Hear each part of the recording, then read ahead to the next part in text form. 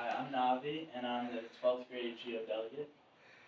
Today, we're going to be teaching you about TikTok, Be Real, and YouTube. Has anybody heard of these apps before? Two out of three. Be Real probably, right? Right. Alright, so we'll touch on it a little bit. We'll get to Linda. So the first thing we're going to be talking to you about is TikTok. So TikTok is an app that's usually used for short clips and videos.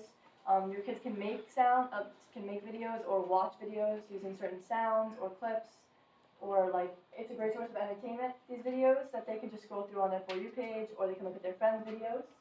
And then TikTok was created as a spin-off of Musical.ly, which was more popular when I was younger. And then TikTok became the newer version of it, so it's very similar. It's just newer. And then TikTok is often compared to Vine because of the short videos and the content that they both have. So, one of the bad things about TikTok is privacy. So, basically on TikTok, if you have a public account, you can post, and anybody in the world can see what you just posted. So, it's not going to be just your friends or who you really want to see it. So, anyone in the world could access these. So, that means strangers, they can comment whatever they want to comment, which would be the cyberbullying. They can say what they want to say. They can be anonymous, and you would never know who they are because you can just make accounts under different names. Also, one big thing about TikTok is that they've been reported to take videos of people and kids and whoever posts on their app and use them in advertisements without getting permission from the user first. So that's definitely something to watch out about. So, on TikTok, there's an age restriction. This was actually just recently added to the app, that you must be 13 years or older to use it. However, it's a very easy restriction to get around. I believe when you initially get the app, you are asked what your age is, so you could scroll to any age, and that's what we've been seeing, that people lie about their age. And the main problem with that is that if you're 13, then TikTok will give you age-appropriate content. But if you say that you're 25 or something like that, TikTok's going to give you inappropriate content, and we don't want people seeing that. Also, they added something where it says if you're 18 years or younger, you need to get your parental consent. But I think it's just a checkbox that they have to click. So, I mean, it's really not affected at all. If they started their account before 2023, are they grandfathered in, or will they have to go through this age thing? I believe they have to go through it again because I think that happened to me. I had to go through it again and reselect my age, and then if it's I think if you're younger than 13, it automatically makes your account private, and then only your friends can see what you are posting.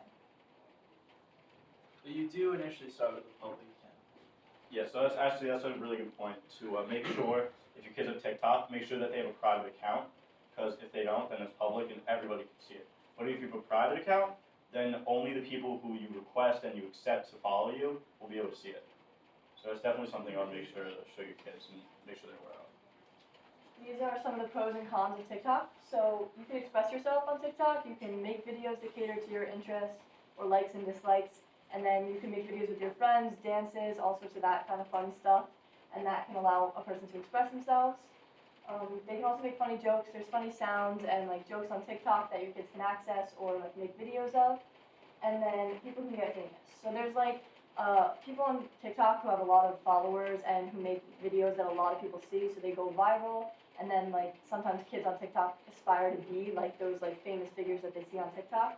So they'll try and make videos that are relatable or funny or that people would like, so that they can go viral and become famous. And it's very unlikely, but it's often a goal that kids on TikTok have, is to get famous on TikTok.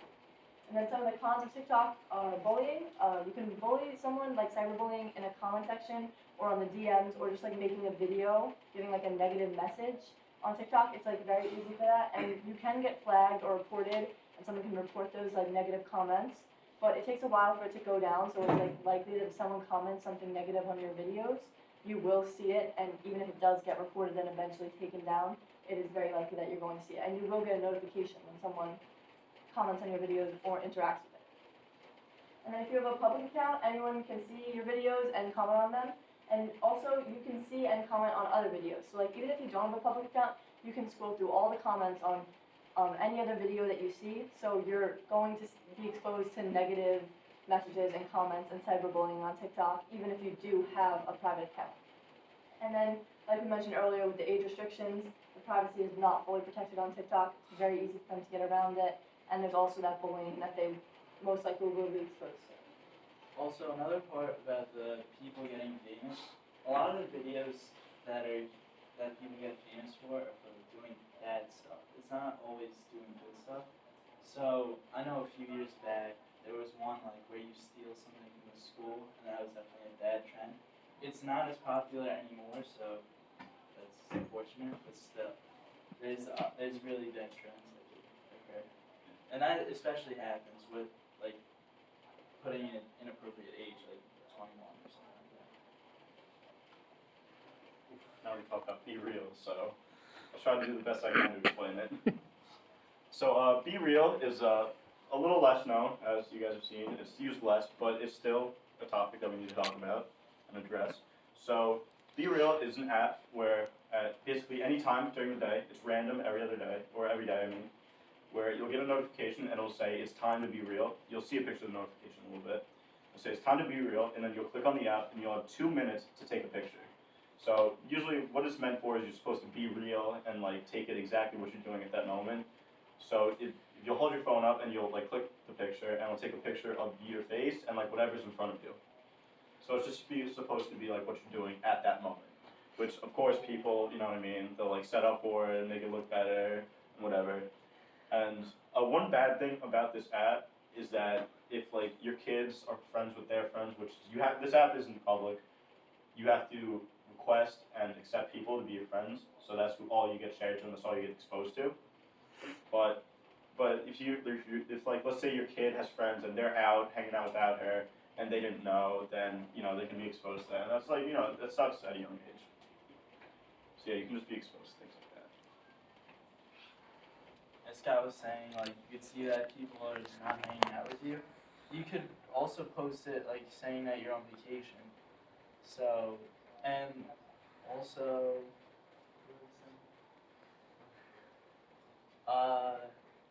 that's what I was saying. People like they try to do like the funniest picture ever. So, like when we were doing our presentations, we told them to go by the rule: if you don't want to show it to your parents, don't post it. So, because that's what we've been seeing a lot with you. Does it stay up there, or like it goes? It's just up there for 24 hours, or I mean until the next one comes up. So pretty much. Now we're going to talk to you guys about YouTube and different YouTube platforms and restrictions like YouTube Kids. So YouTube is actually pretty safe compared to the other social media apps because it has a lot of like restrictions that protect your kids that we're going to get into a little later. So unlike a lot of the social media apps, you don't need an account to use it. So like you cannot have an account and you can still watch videos and like look up what you want to know and still access the information on YouTube. But like if you have an account, you can like, you can subscribe, you can like click on other people's profiles, see the comments, and you can comment.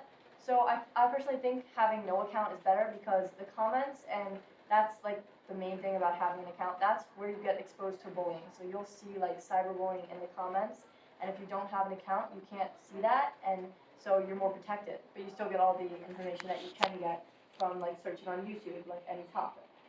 And then if you have like a account on YouTube and you comment on another post, and someone can click on your profile and see the information that you put on it.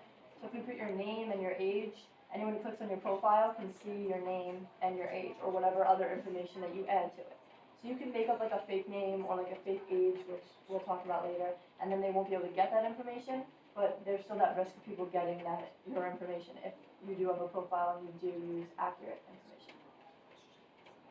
So YouTube Kids is a different platform that YouTube has came out with so that your kids and children can be exposed to content that is more for their age, which I really think is great. So let's say you have a preschooler, they have an option for that, or from ages 5 to 7, they also have an option for that, and then all the way from 8 to 12.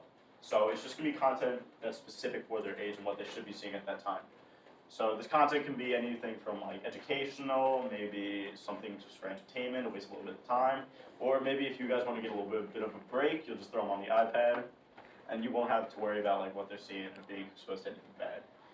So yeah, but it's all kid-friendly videos, so it's really important. I would really make sure that you have YouTube Kids set up. If you're gonna put them on YouTube, I wouldn't use a normal account because they can be exposed to inappropriate things and things that they probably shouldn't be seeing at that age.